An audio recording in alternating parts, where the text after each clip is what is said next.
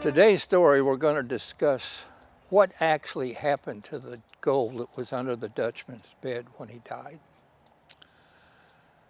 We know that Richard Holmes came in possession of 48.5 pounds of the gold ore that was under the Dutchman's bed.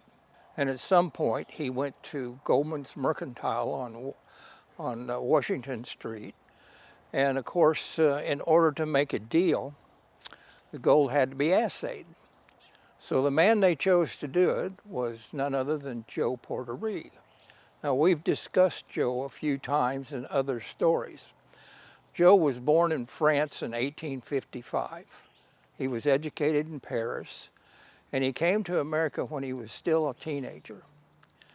When he died at age 75, he had been in Arizona for about 50 years. He was well known. He had an impeccable reputation. And anybody that called himself a miner, just about anybody knew who he was. And they brought their ore to him to be assayed.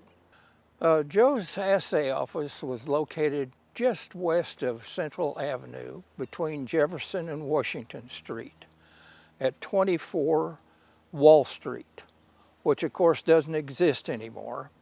And right now, it's where Patriot Park is in Phoenix. Mr. Porter was the chief assayer for the Vulture Mine over near Wickenburg. The Vulture Mine was established in 1863 and run well into the 1900s, where it shut down once or twice, but it was shut down permanently in 1942. Mr. Porter was also the chief assayer for the Mammoth Mine in Goldfield in the Superstition Mining District. So if anybody knew what the difference between the Dutchman's gold and any other gold that has been assayed, Mr. Porter would know. The assay of the Dutchman's gold ore from under his bed assayed out at $110,000 per ton. Incredibly rich ore. Certain select specimens run anywhere from 5,500 to 9,000 ounces per ton. Now you got to understand that this kind of gold, the Vulture Mine, for example, was the richest gold mine in Arizona. But Joe said himself that it was nothing like the Dutchman's gold.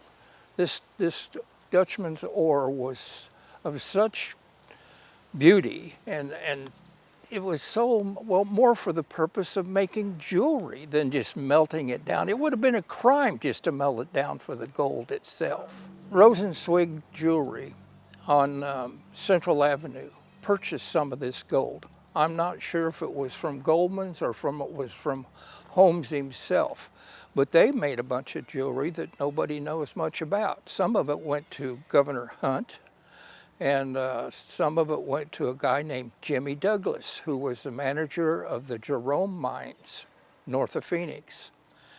Douglas also was involved in sinking a 500-foot shaft at the Vulture Mine. And Douglas, Arizona was named after him. And there was one other person, which I couldn't find much information about, Mr. Hirschfield, who also had some of the Rosenzweig jewelry. Richard Holmes kept certain select pieces of jewelry grade ore from the Dutchman's ore, and he had a ring, a pair of cufflinks, a stick pin, and a stud made.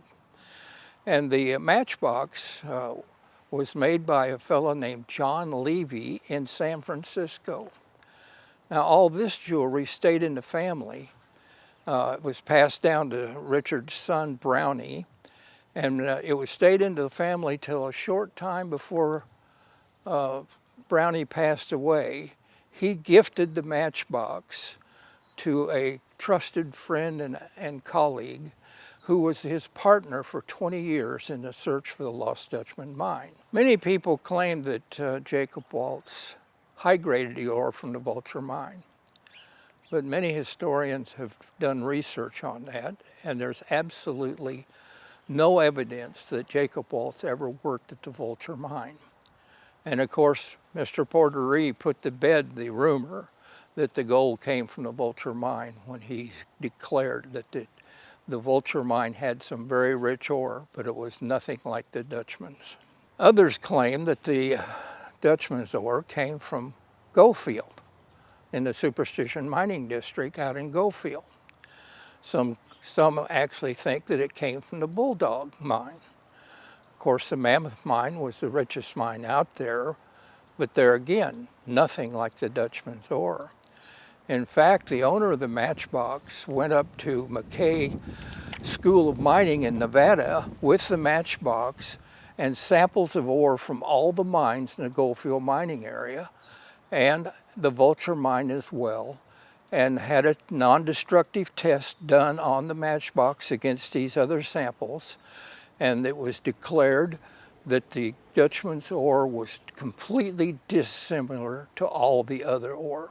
Several prominent geologists at the Department of Minerals and Resources in Arizona also studied the Matchbox against some of these other ores, and they also declared that it was dissimilar from any other known mine in Arizona.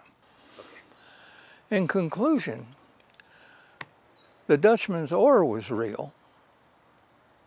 Richard Holmes was real. The jewelry was real. The people we've been talking about are all real.